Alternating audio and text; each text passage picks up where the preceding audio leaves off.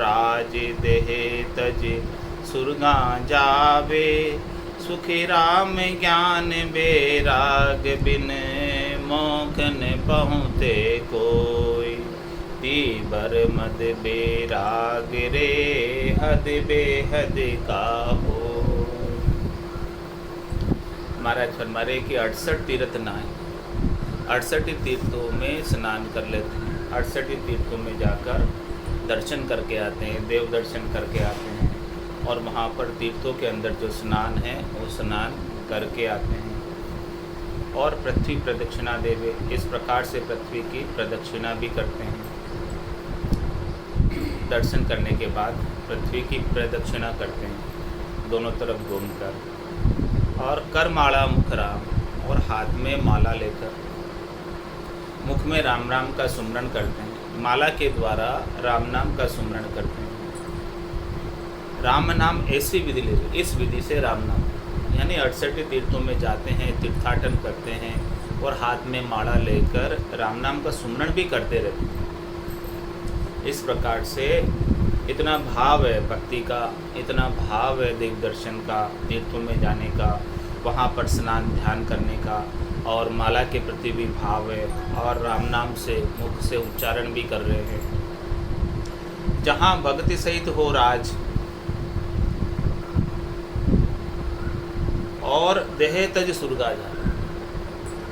महाराज फरमाने कि उसका क्या फल फूल है, क्या फल फूल प्राप्त होता है कि वो इस प्रकार से करने से अगले जन्म में राजा बनता है, और राजा भी भक्ति के साथ बनता है। राजा भी होता है लेकिन राजा के साथ उस राजा के गट के भीतर भक्ति का भाव रहता है। ऐसा राजा का पद उसे प्राप्त होता है त्रिलोकी के अंदर। त्रिलोकी में इस धराधाम पर वापस आकर अवतरित होता है और अवतरित होकर राजा होता है, और राजा होने के बावजूद उनके अंदर भक्ति का भाव होता है। और इसके बाद जो है महाराज फरमाने हैं कि फिर अगली देह जो उसे प्राप्त होती है, देह तज सुरगा जा। राजा होने के कारण उसने भक्ति का भाव रखा, और भक्ति के भाव रखने से उसे पुण्य कर्म उसके बंध गए, सुकृत बंध गए। पुण्य कर्म और सुकृत से उन्हें स्वर्गों की प्राप्ति हो जाती है, देवताओं के ऊंचे लोकों में स्थान प्राप्त हो जाता है, और जितने पुण्य हैं जितने सुकृत है उतने समय तक फिर स्वर्ग के अंदर उन्हें रखा जाता है, वहाँ पर उन्हें सुखों की प्राप्ति होती है। लेकिन महाराज हमारे सुखराम में ज्ञान बैराग बिन मोक्ष न पहुँचे कोई। लेकिन जब तक कट के भीतर ज्ञान बैराग जागृत नहीं होता तब तक परम मोक्ष की प्राप्ति नहीं होती है, मोक्ष की प्राप्ति नहीं होती है, स्वर्ग और वैकुंठ की प्राप्ति हो जाती है। वापस इस मृत्युलोक के अंदर राजा का पद मिल जाता है, धनपूर हो जाता है, सब कुछ चीज़ें सुख सुविधाएं प्राप्त हो जाती है। लेकिन चाहते हैं कि हमें मोक्ष प्राप्त हो जाए, तो महाराज हमारे की मोक्ष प्राप्त हो नहीं पाता। सदा व्रत नित्य नेम धर्म कन्या परनावे। अभय दान दे नार मोल कर पाछी लावे। जहाँ सुरग में जाय करोड़ी ध्वज कुवावे। सुखी राम ज्ञान बैराग बिन मोख न पहुँचे कोई। तीबर मद बैराग रे हद बेहद का होय। और फरमा रहे महाराज, किसी की सदाव्रत का नियम हो। सदाव्रत का मतलब समझते? हाँ, उनके हमेशा भोजन की व्यवस्था रहती है, जो कोई भी आओ जीवो, कोई भूखा नहीं जाए, वो सदाव्रत, और वो हमेशा चलता। इस प्रकार से भोजन की व्यवस्था वो हमेशा करते, और चाहे कितने ही जने आ जाएं, सब झीम कर जाओ। इस प्रकार से वो व्यवस्था बनाए रखते हैं सदाव्रत का। ऐसा सदाव्रत खोल देते हैं, ऐसा सदाव्रत खोल के कितने ही लोग उसमें आकर भोजन प्रसाद पाकर तृप्त होते हैं। तो इस प्रकार का वो व्रत लेते हैं और बहुत समय तक ऐसा कार्य करते रहते हैं, पुण्य का, उपकार का, भलाई का। और क्या करते हैं? धर्म कन्या परना, महाराज हमारे अपनी कन्या नहीं है, किसी पराई कन्या को धर्म कन्या बनाकर उसे शादी करा देते हैं और उसके अंदर जो भी आवश्यक सामग्रियों की आवश्यकता होती है वो सामग्रियाँ उनके लिए जुटा देते हैं। इस प्रकार से भी उपकार का कार्य करते हैं, भलाई का कार्य करते हैं, अच्छा कार्य करते हैं। और महाराज फरमाने अभय दान दे नार मोल कर पाछी ला। स्त्री को कपड़ा व गहना पहनाकर दान दे देते हैं और फिर वापस देने वाला जितना मोल मांगे वो देकर वापस लेता है। इस प्रकार से किसी को अभय दान देकर वापस जो है जिसको दिया है उसको वापस दान देकर उसे वापस पैसे देकर वापस लेकर आते हैं। इस प्रकार का भी दान करते हैं। तो महाराज फरमाने ऐसा कार्य करने से पुण्य खाते में क्रेडिट हो जाता है, पुण्य जमा हो जाता है। और उस पुण्य जमा होने से क्या लाभ प्राप्त होता है? ऐसा सारा कार्य करने से, सदाव्रत चलाने से, धर्म कन्या प्रणाने से, अभय दान देकर नारी को गहने कपड़े सब पहनाकर दान देकर वापस जितना मांगे उतना देकर वापस लाने से, जहाँ स्वर्ग में जाए करोड़ी ध्वज कवा। इस प्रकार का पुण्य का कार्य करने से, दान का कार्य करने से, उपकार का कार्य करने से, सेवा का कार्य करने से स्वर्ग के अंदर देवताओं के ऊंचे लोकों में स्थान प्राप्त होता है। और महाराज माने कि वापस जो है इस धराधाम पर अवतरित होकर मिनखा देह में भी आता है तो करोड़ी ध्वज होते हैं। जिनके घर में करोड़ रुपए होते हैं उनके एक ध्वजा लग जाती है घर के,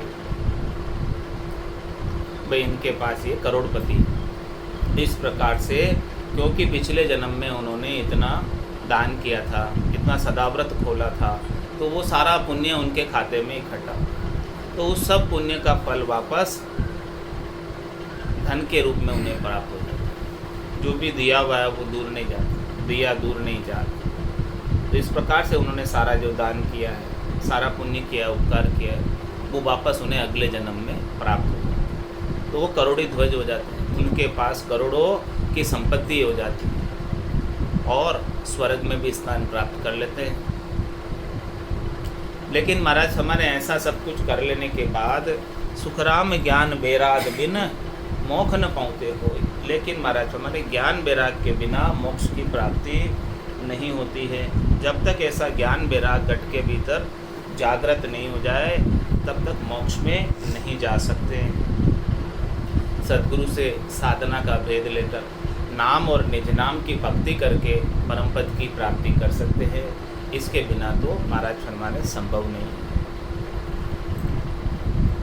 भगति नाम सो अंग सुख सारा जग माही, प्रेम भाव परतीत बिरह व्याकुलता कुवाई। जहाँ काम पड़िया कर तार काज का कर जावे, सुखे राम ज्ञान बैराग बिन मोख न पाते कोई। दीबर मद बैराग रे हद बेहद का होई। महाराज भक्ति नाम सुअंग शुभ सारा जग में। इस संसार के अंदर भक्ति के नाम से जो भी करनी की जाती है, जो भी क्रिया की जाती है, सब अच्छी, कोई बुरी नहीं। भक्ति नाम सुअंग शुभ सारा जग, वो सब शुभ क्रियाएं, सब शुभ करने में आता है। और उन सब शुभ क्रियाओं को करने से, शुभ करने को करने से क्या प्राप्त होता है? पुण्य प्राप्त होता है, सुकृत प्राप्त होता है।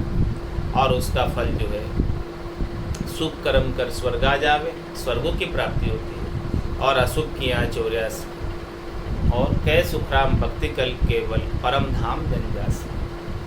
तो महाराज हमारे भक्ति नाम सो अंग शुभ सारा जग माही। इस संसार के अंदर भक्ति के नाम से जो भी करनी और क्रिया करने में आती है वो सब शुभ क्रियाओं में उनकी गिनती है, शुभ करने में उनकी गिनती है। प्रेम भाव परतित विरह व्याकुलता कुवाए।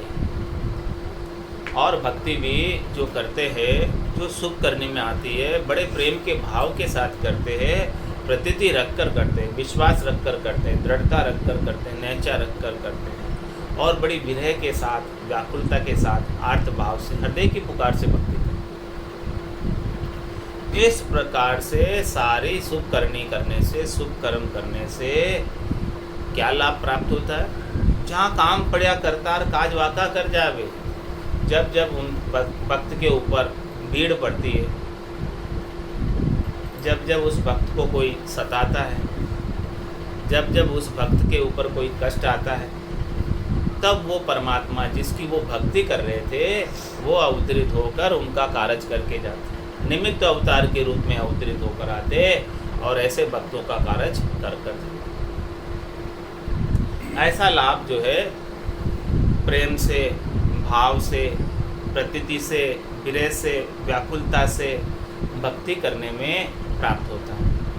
भक्ति नाम सो अंग शुभ सारा जग। इसीलिए महाराज ने भक्ति का नाम जो अंग है, भक्ति के नाम से जो क्रिया है करनी है, सभी को इस संसार के अंदर शुभ कहा है।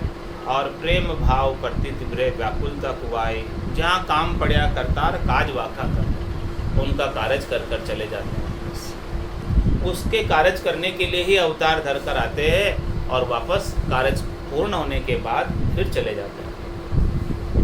ऐसा पराक्रम जो है आ जाता है भक्तों की भक्ति में। लेकिन महाराज हमारे इतना भी सब कुछ हो गया, भगवान अवतार लेकर भी आ गए और उनका कार्य करके भी चले गए, फिर भी महाराज फरमाने सुखराम ज्ञान बेराग बिन मोखन पाउते कोई। देखो अवतार धरकर सृष्टिकर्ता परमात्मा ने स्वयं दर्शन दे दी, फिर भी महाराज क्या फरमा रहे? सुख राम ज्ञान बेराग बिन मोखन पाउते कोई। तो भी परम मोक्ष की प्राप्ति नहीं होती है, फिर जन्म धर के आना पड़ता। तीव्र मद बेराग रे हद बेहद का होई। ऐसा तीव्र बैराग है, मद बैराग है, ये तो हद और बेहद के बैराग, अगम देश में ले जाने वाले नहीं, चौथे लोक में, संतों के देश में, रामजनों के देश में लेकर जाने वाले बैराग नहीं है। इसीलिए महाराज फरमाने कि देखो क्या करना है, क्या नहीं करना, सब कुछ समझा रहे फल फूल के माध्यम से कि किसे करने से क्या प्राप्त होता है और किसे करने से क्या करना चाहिए, क्या नहीं करना चाहिए, उसकी सारी समझ अपने को घट के भीतर विकसित करने में से। अनाज पुरुष को कोई छोड़ दूध पीवे, अनाज पुरुष कोई छोड़ दूध पीवे, नर पावे बन फल फूल आहार जड़ी बूटी खिण खावे। जहाँ जाड़ा जपटा रोग आन नर वेद कहावे। सुखी राम ज्ञान बेराग बिन मोखन पाउते कोई। तीबर मद बेराग रे हद बेहद का होई। और क्या फरमा रहे महाराज? अनाज पुरुष कोई छोड़ दूध पीते। कोई जो है अनाज नहीं खाता, जिंदगी भर अनाज नहीं खाने का ऐसा प्रण ले लेते और केवल दूध के ऊपर ही आश्रित रहते, दूधाधारी होता है, दूध का ही आहार करता है, केवल थोड़ा सा दूध पीकर अपने शरीर को चलाते। तो इस प्रकार से कोई दूध का ही आहार कर रहे, कोई जल का ही आहार कर रहे, कोई केवल वायु का ही आहार कर रहे और कुछ खाते ही नहीं, कोई पीते ही नहीं। ऐसे भी है इस संसार के अंदर तपस्या करने वाले। अनाज पुरुष कोई छोड़ दूध पीवे और नर पावे बन फल फूल आहार जड़ी बूटी खिण खावे। और कोई जो है जंगल में रहते, वहाँ पर उन्हें अनाज प्राप्त नहीं होता तो वो जंगल के फल फूलों का ही आहार करते और जड़ी बूटियों का आहार करते। जड़ी बूटियाँ जो प्राप्त हो जाती है उनसे ही वो अपने सारी शरीर की क्रियाओं का संचालन कर लेते हैं। शरीर के अंदर शक्ति फल फूलों से और जड़ी बूटियों से ही प्राप्त कर लेते और अन्न बिल्कुल भी नहीं खाते। ऐसे भी तपस्या करने वाले तपस्वी काफ़ी हैं। जहाँ जाड़ा जपटा रोग आन वेद कहा, और कोई जो है महाराज फरमाने कि जाड़ा डालने का ज्ञान होता है, किन्हें किसी मंत्रों का ज्ञान होता है, तो जिन मंत्रों के उच्चारण के साथ जाड़ा डालने से कोई रोगी का रोग चला जाता। तो महाराज फरमाने इस प्रकार से जाड़ा जपटा करने वाले पुरुष वेद कहलाते, या जड़ी बूटी का जिन्हें ज्ञान होता है, जिससे जो है रोग शरीर के मिटाए जा सकते हैं, तो वो भी वेद कहलाते। और कोई दूधाधारी होते हैं, कोई फल फूल आहारी होते हैं, कोई फलाहारी होते हैं। इस प्रकार से तपस्या करते। लेकिन महाराज फरमाने ये सब कुछ कर लेने मात्र से परम मोक्ष की प्राप्ति नहीं होती। सुख राम ज्ञान बेराग बिने मोख न पाऊते कोई। जब तक महाराज फरमाने कि ज्ञान बेराग गट के भीतर जागृत नहीं होगा सदगुरु की मेहर से, दया से, कृपा से, तब तक काम होने वाला नहीं। तत्व रूपी गुरु की दिल में भाई, निज नाम जागे सिस्तन माए। सब गट तेरे साइया, खाली गटने कोई, बलिहारी वा गटने जामे परगट।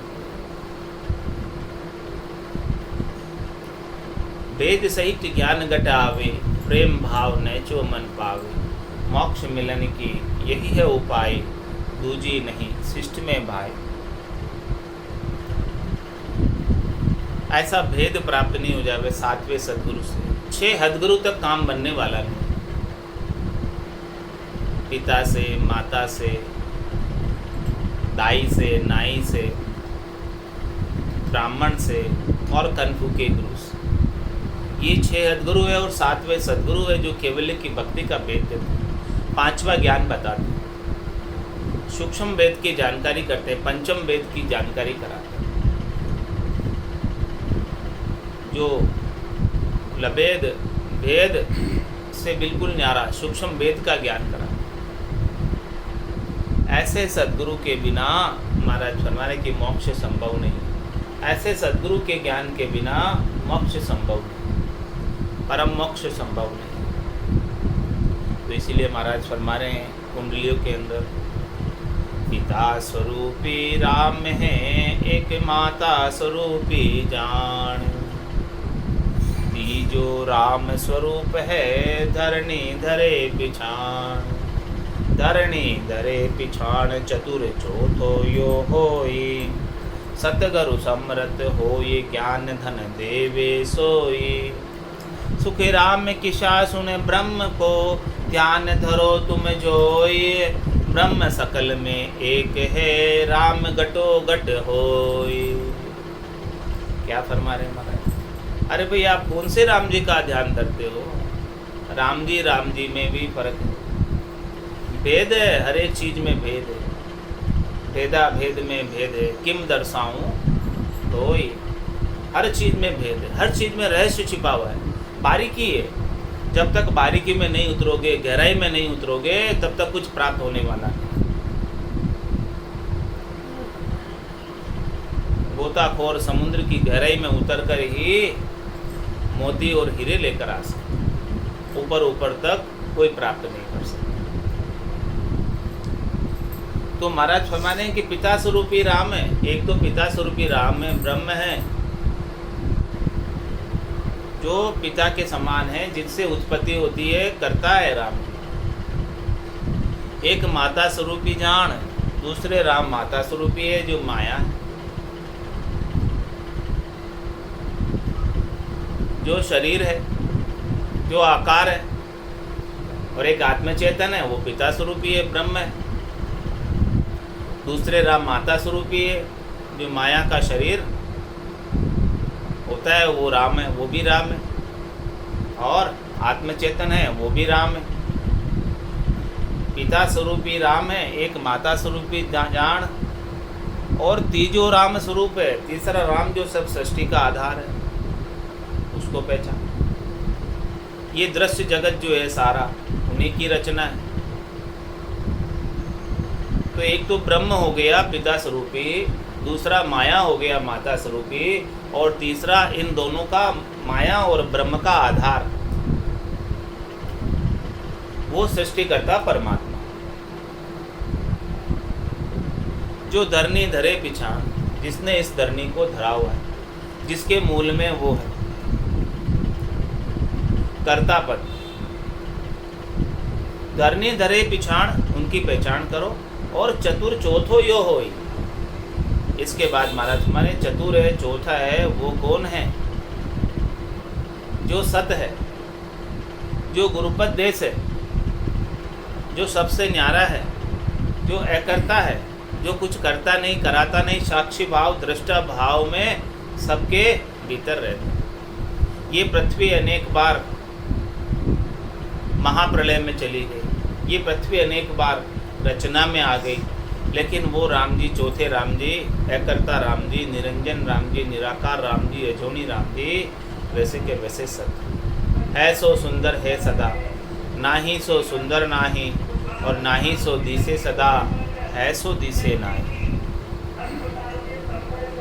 तो महाराज हमारे ऐसे चौथे राम सदगुरु समृत केवली भगवंत है, जो अणबे ज्ञान रूपी धन देते हैं। वो निज नाम का जो ज्ञान है वही चौथे राम का अनुभव। सतनाम कुदरत कला को बख्शिश करने वाले कौन है? ऐसे सदगुरु मिलते हैं तब वो चौथे राम का भेद प्राप्त होता है, चौथे राम का रहस्य प्राप्त होता है। जब तक चौथे राम का रहस्य प्राप्त नहीं होता है तब तक तीन राम के साथ ही लगे रहते। एक राम दशरथ घर डोले, एक राम गट गट में बोले, एक राम का सकल पसारा, एक राम है सब सुई न्यारा। तीन राम है लोक व्यवहारा, चौथे राम का करो विचार। ऐसे चौथे राम का विचार कौन बताते हैं? संत सदगुरु केवली भगवंत ही अणबे के ज्ञान के माध्यम से ऐसे चौथे राम का विचार बताते, जो राम कागदा ऊपर मंडे नहीं, मुख और जिब्या पे आवे। रूप देख देखन के माई, दिष्ट मुष्ट में आवे नहीं। ऐसे राम जी का अनुभव संत सदगुरु ही करा सकते, केवली भगवंत ही करा सकते। केवली भगवंतों के ज्ञान से ही ऐसे राम जी का घट के भीतर घटपटचों का अनुभव होता है, आनंद का अनुभव होता है, सच्चे स्वरूप के दर्शन होते हैं, सत्स्वरूप के दर्शन होते हैं। रज मातर मूर्त कण होई, तब लग ब्रह्म ने माया को।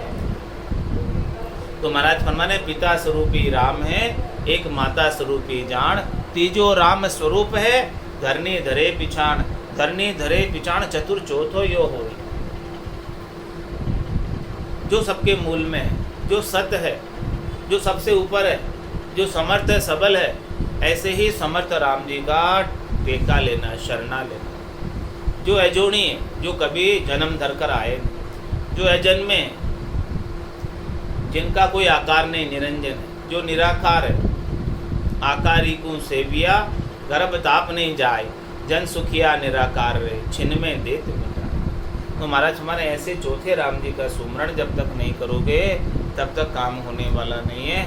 और ऐसे चौथे राम जी का ज्ञान सद्गुरु ही बख्शिश कर सकते। सद्गुरु समृत होई, ज्ञान धन देवे सोई। सद्गुरु उसके अंदर समृत, क्योंकि सद्गुरु ने स्वयं ने ऐसे चौथे राम जी का आनंद अपने घट के भीतर प्राप्त किया, दर्शन अपने घट के भीतर प्राप्त, और फिर सद्गुरु ही ऐसे आगे वो ज्ञान बताते। सद्गुरु समृत होई, ज्ञान धन देवे सोई। जिनके पास ऐसा ज्ञान धन हो, जिनके पास ऐसा राम जी का अनुभव हो, पहुँच हो, पराक्रम हो, वही ऐसा ज्ञान रूपी धन बख्शिश कर सकते। सुखराम किशा सुन ब्रह्म को, ध्यान धरो तुम जोय, ब्रह्म सकल में एक है, राम घटो घटो। अब महाराज हमारे कौन से ब्रह्म का आप ध्यान रखते हो, कौन से राम का आप ध्यान रखते हो? ब्रह्म तो सकल में एक ही है, और राम जी भी सब घटों में एक ही है, कोई दूसरे नहीं है। रेत स्वरूपी राम है, राजा स्वरूपी जान, तीजो राम स्वरूप है, सो तो सेन बखान, सो तो सेन बखान, चतुर चौथो ओ होई। सतगुरु सत्य स्वरूप ताई गत लखे न कोई, सुख राम किशा सुन ब्रह्म को, ध्यान धरो तुम जोय, ब्रह्म सकल में एक है, राम घटो घट होय। और महाराज ने 4 रामों का वर्णन करके बताया इस फलफूल के अंग के माध्यम से। रैयत स्वरूपी राम है, जितनी भी रैयत है, रैयत का मतलब प्रजा, जितनी भी प्रजा है इस संसार के अंदर वो सब राम रूप ही है। सबके अंदर वो एक ही राम जी का नूर है, उनके अंदर भी कोई दूसरा नहीं। प्राणी मात्र के अंदर राम जी निवास करते हैं। तो रैयत स्वरूपी राम है और एक राजा स्वरूपी जान, और एक राम जी जो है राजा के समान है। राजा के समान कौन? जो उस प्रजा का प्रतिपाल करे, जो उस प्रजा को सुख पहुंचाए, उनका भरण पोषण का जिम्मा जिनके पास है वो राजा स्वरूपी राम है। एक रैयत स्वरूप भी राम है, जो सब जीवों के अंदर, प्राणी मात्र के अंदर आत्मा है, वो भी एक ही राम जी का अंश है।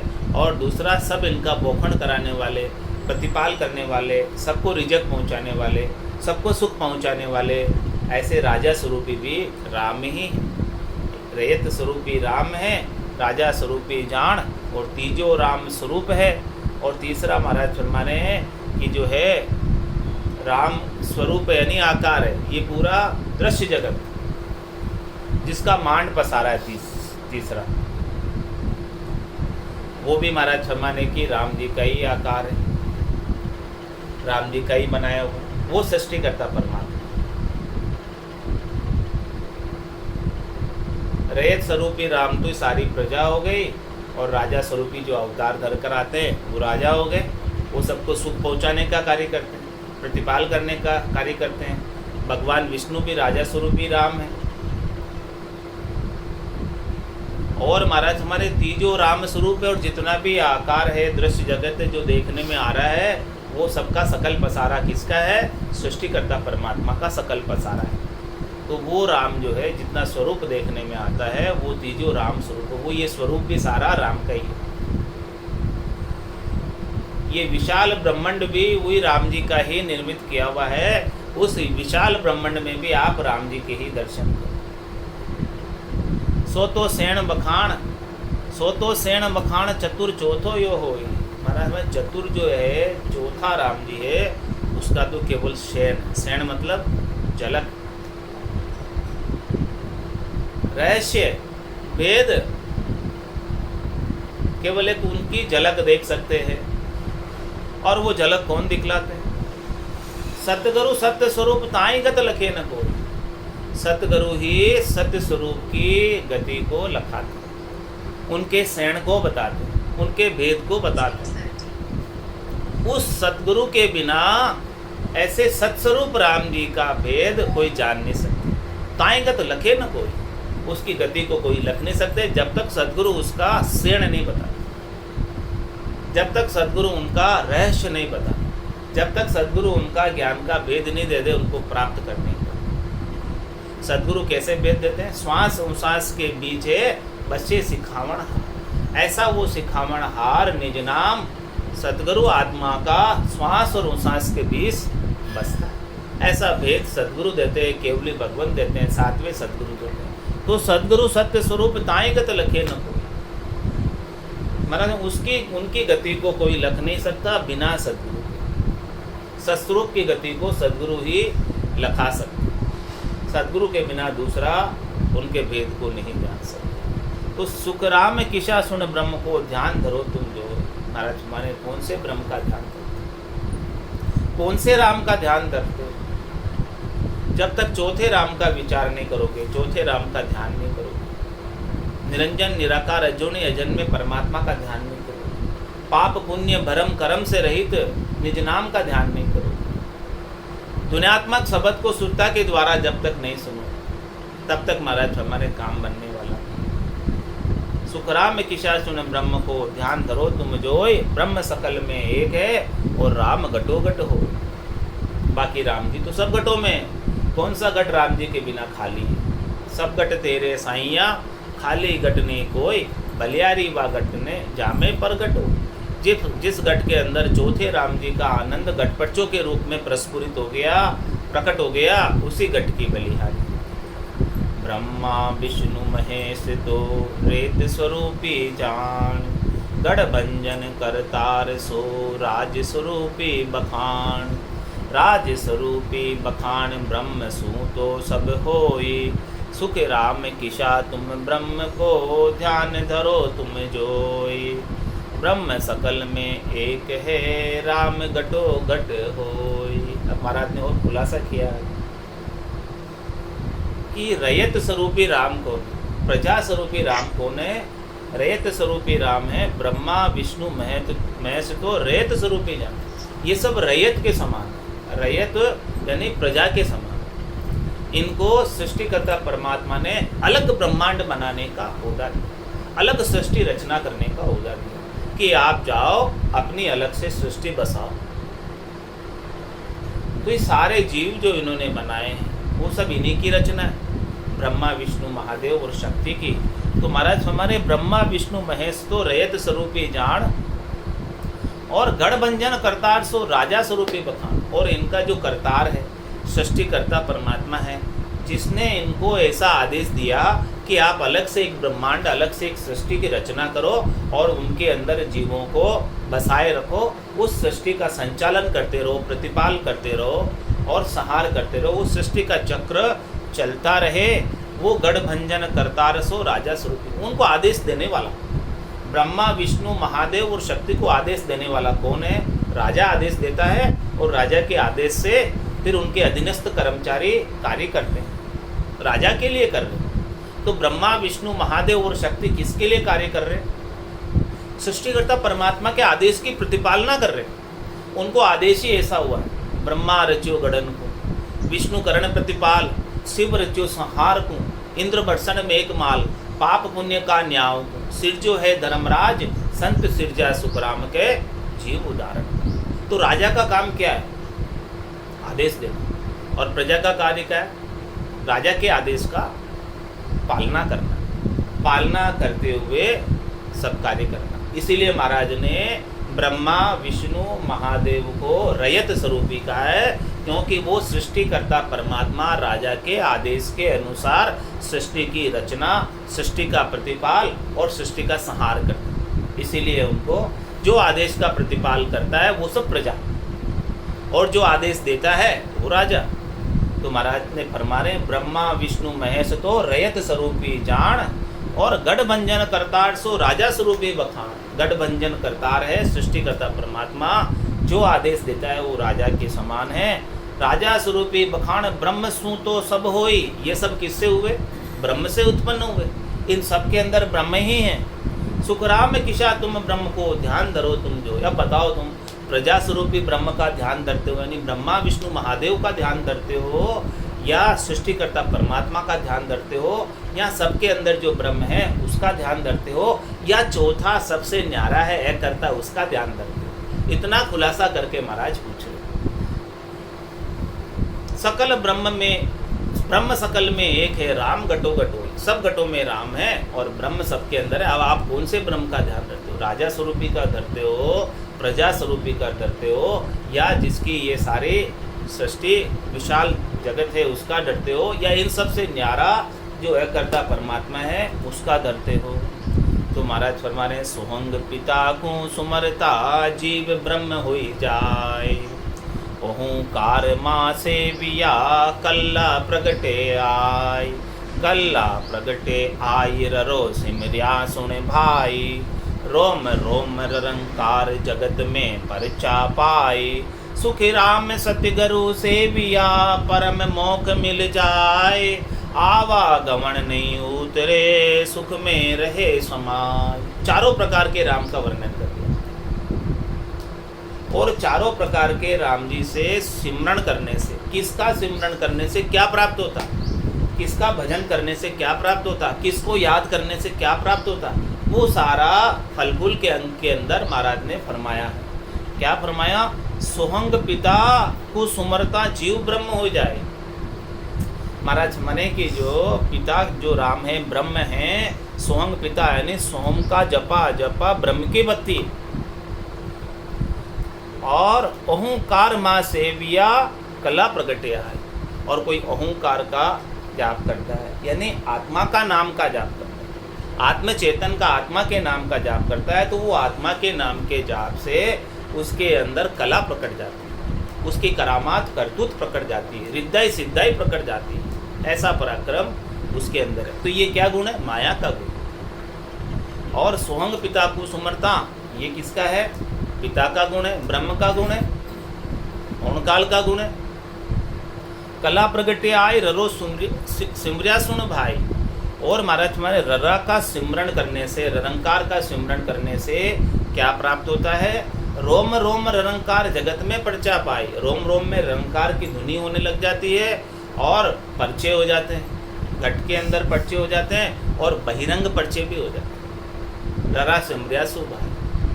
बेखरी वाणी से ररंकार का उच्चारण करने से, राम नाम का उच्चारण करने से भी बहिरंग पर्चे जगत के अंदर भी हो जाते हैं और घट में भी हो जाते हैं। लेकिन महाराज हमारे सुखराम सदगुरु से भी आप परम मोक्ष मिल जाए। अब चौथे जो है राम जी है, चौथे राम जी का भेद बता रहे हैं कि निज नाम का जब तक भेद प्राप्त नहीं हो, निज नाम जब तक घट के भीतर जागृत नहीं हो, सदगुरु की दया से, कृपा से, मेहर से, तब तक महाराज हमारे परम मोक्ष में नहीं जा सकते। तो उसके लिए क्या करना पड़ेगा? अपने निजमन को ले जाकर सदगुरु को सौंपना। जब तक निजमन ले जाकर नहीं सौंपोगे तब तक सदगुरु का निजमन रीझने वाला नहीं। तत्व रूपी गुरु की दिल में भाई, निज नाम जागे सिस्तन न माए। तो सुखराम सदगुरु से भी आप परम मोक्ष मिल जाए। अब सदगुरु को सेना क्या? जो सदगुरु ने ज्ञान बताया उस ज्ञान के अनुसार साधना करें और साधना करके दुनियात्मक शब्द का सुरता अनुभव करें। उस दुनियात्मक शब्द को सुनती रहे, सूरत और शब्द का मेल रहे। तो महाराज फरमाने सुखराम सदगुरु से भी परम मोक्ष मिल जाए। इस प्रकार से जिसने सदगुरु को से लिया, इस आत्मा के सदगुरु जो निरंजन निराकार है, निज नाम का जिसने घट के भीतर घटपटचों के रूप में अनुभव कर लिया, दुनियात्मक शब्द को जिसने सुरता के आधार से सुन लिया, फिर वो आत्मा सुरता से अलग अपने निरंजन निराकार पद में शरीर से रहित, श्वासा बिना पवन बिन पीवन, जहाँ मन निजमन नाई, सूरत निरत नहीं चित चेतन वस्तु अमूलक, ऐसी अमूलक वस्तु को प्राप्त कर लेते। वो असली सत्य शब्द है। तो उस सत शब्द को प्राप्त करके सुखराम सदगुरु से भी आप परम मोक्ष मिल जाए, आवागमन नहीं उतरे और सुख में रहे सब, वही परम मोक्ष को प्राप्त कर सकता है और फिर से आवागमन में नहीं आता है। और वहाँ जाने के बाद आने की रीत नहीं है। 84 लाख जिमाजून में जाना आना नहीं पड़ता, गर्भवास के दुख नहीं देखने पड़ते, जम की त्रास भी नहीं सहन करनी पड़ती है। इस प्रकार से महाराज ने फल फूल के अंग में सभी प्रकार की भक्तियों का क्या क्या लाभ प्राप्त होता है, क्या क्या फल प्राप्त होता है, खोलकर विस्तार से वर्णन करके समझाया। अब निर्णय करना आपके हाथ की बात है कि भाई कौन सी भक्ति को करना है, क्या प्राप्त करना है, त्रिलोकी में फल प्राप्त करने हैं या चौथा लोक प्राप्त करना है। 3 लोक सु भया उदासी, वे जन अमर लोक का वासी। जो 3 लोक के सुखों से उदासीन हो जाता है, फलों की प्राप्ति से उदासीन हो जाता है, वही अमर लोक का वासी हो सकता है। बोलो राम सद्गुरु देव जी महाराज, धन्य हो परम दयाल सद्गुरु सुखराम जी महाराज ने, धन्य हो अनंत श्री सद्गुरु सुखराम जी महाराज के ज्ञान सस्वरूप भगवान ने, धन्य हो केवली भगवंता ने, धन्य हो जीवा तारण जहाज ने, धन्य हो मोक्ष के मालिका ने, धन्य हो अनंत कोटि संताने, धन्य हो राम सभा में।